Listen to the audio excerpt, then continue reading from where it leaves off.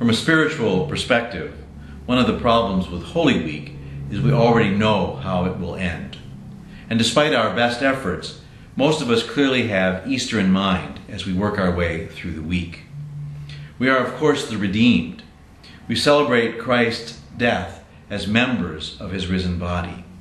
So we do not grieve as those without hope. We know that even death must bow to Jesus.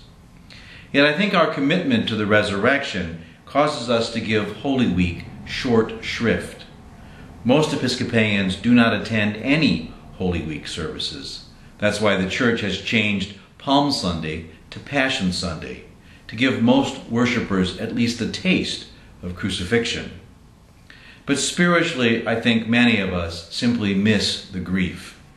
We do not grieve over Jesus' death, and we avoid grieving the deaths in our own lives. What is the place of grief in your spiritual life? How do you incorporate sadness and loss into your ministry? Have you allowed yourself to think that because you are ordained, you know how to deal with grief, that you know what to do, that you know how to take away the sting? My father died this past summer, and in many ways it was a relief. He was a very unhappy man, and I think my whole family was relieved when he was released from his misery.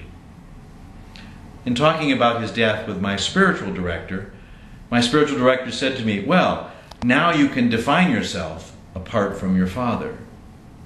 What he meant was that my dad will never be part of my life again. He's gone. I'll never talk with him again. I can no longer give him responsibility for whom I am. I can no longer blame him. I have to accept the hard work of doing it myself. Grief is all about being alone, about accepting that we are now traveling without a beloved or a hated traveling companion.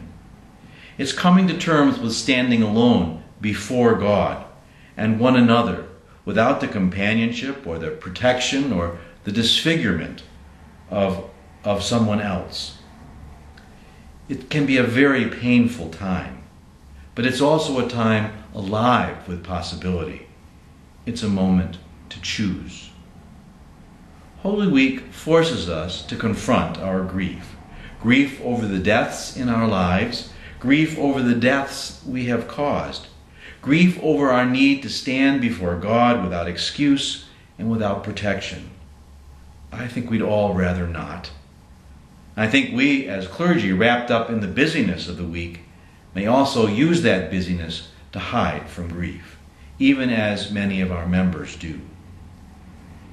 The journey of Holy Week is a journey into our standing alone before God. No cover, no protection, no assurances. Sin and death are real. Our participation in them are real.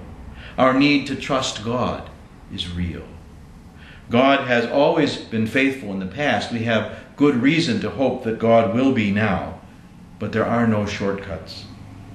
Holy Week is our annual practice for the deaths and the griefs we face in our lives.